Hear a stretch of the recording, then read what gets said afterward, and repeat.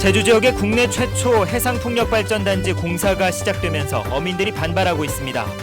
흙탕물과 진동 때문에 인근 어장과 바다 목장이 피해를 입었다며 공사 중단을 요구하고 있습니다. 해양 레저 활동에 대한 규제를 강화하는 연안사고 예방법이 다음 달부터 시행되면서 논란이 일고 있습니다. 현실을 무시한 탁상 행정이라며 다이빙 업계가 반발하고 있습니다. 한 베트남 FTA가 체결되면서 농민들의 불안감이 높아지고 있습니다. 이미 베트남산 당근이 저가 공세에 나선 가운데 제주산 열대 과일이 직격탄을 맞게 됐습니다. 제주도가 농지 구입 대리 신청을 금지해 외지인의 농지 구입을 차단하기로 했습니다. 하지만 1년만 농사를 지으면 다른 용도로 바꿀 수 있어 논란이 일고 있습니다.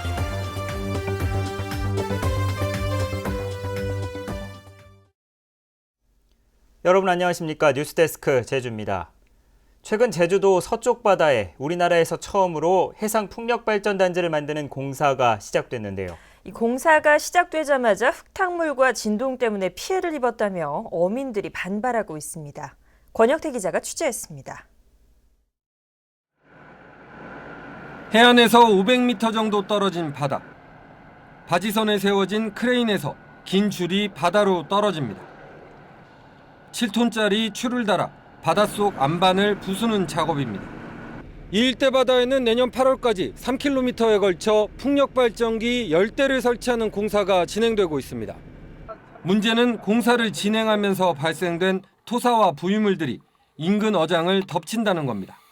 주로 우럭하고 다금바리 잡는데 지금 전혀 작업을 못하겠습니다. 떼줄이 막 얽어지고 물 위에 가라냐 소라가 딱 심을 때까지 딱 밑에까지 가도록 캄캄해서 마시. 그러나 우리는 이제 무서워냥 작업 못하게 도저히. 공사 현장에서 직선거리로 100여 미터 떨어진 바다 목장도 타격을 받고 있습니다. 350억 원이 투입돼 수중 테마공원과 해상 낚시터 등이 지난달 문을 열었지만 토사와 진동 때문에 스쿠버 다이버들이 찾지 않아 개점 휴업 상태입니다. 하지만 마을 주민들은 보상조차 받지 못할 상황입니다.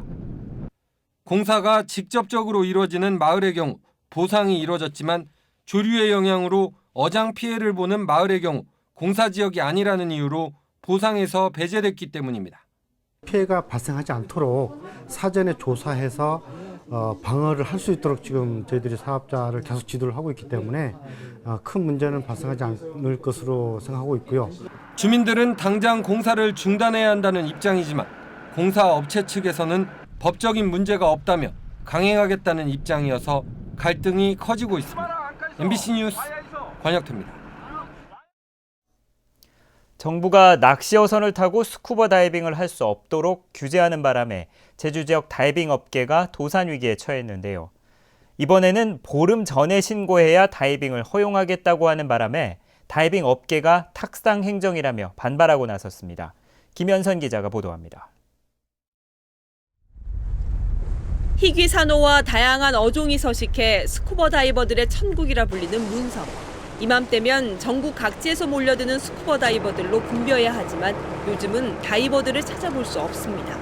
시어선에 타는 게 그게 불법이라 그래서 다이버들이 타고 섬에 올 수 있는 합법적으로 올 수 있는 방법이 없습니다. 지금. 이에 따라 낚시어선도 다이버들을 태울 수 있게 제주특별법이 개정되지만 문제는 다음 달부터 시행되는 연안사고 예방법입니다. 스쿠버 다이빙을 하려면 14일 전에 신고하고 안전요원과 비상구조섭 배치도 의무화하겠다는 겁니다. 이에 대해 다이빙 업계는 현실을 무시한 탁상 행정이라며 반발하고 있습니다. 스쿠버 다이빙은 날씨에 따라 일정이 바뀌어 사전 신고가 불가능한 데다 5명당 1명씩 안전요원을 배치하는 규정도 영세한 사업자들이 감당하기 어렵다는 겁니다. 보험료, 다른 또 강사들이 우리가 안전요원을 배치해야 될 거 아닙니까? 그러면 그분들에 대한 어떤 일당 내지는 우리가 월급 정도 다 줘야 되고, 근데 이렇게 해서 우리가 타산을 맞을 수는 없어요. 하지만 해경은 다음 달부터 개정된 법률에 따라 단속을 시작할 예정이어서 다이빙 업계와 마찰도 우려되고 있습니다. MBC 뉴스 김현선입니다. 노동절부터 어린이날까지 최대 닷새간 이어진 황금 연휴에 관광객 21만 8천여 명이 제주를 찾은 것으로 집계됐습니다. 이는 지난해 같은 기간보다 3.4% 늘어난 것입니다.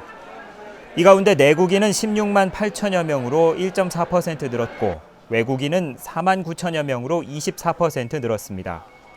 제주도 관광협회는 안개 등 기상 여건에 따른 불안감 때문에 당초 예상했던 23만 명보다는 관광객이 다소 줄었다고 밝혔습니다.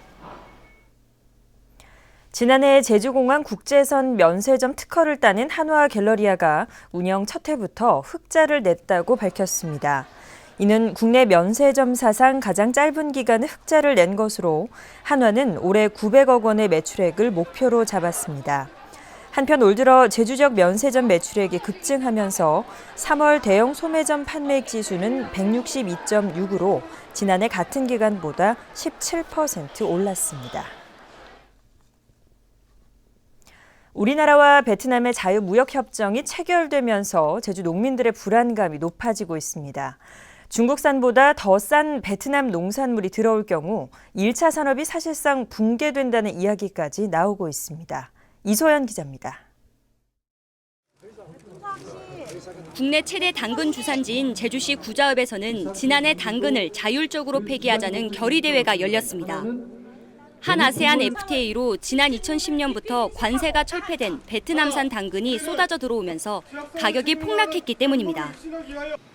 지난해 우리나라에 수입된 베트남 당근은 5,000톤, 재작년보다 무려 100배나 늘었습니다.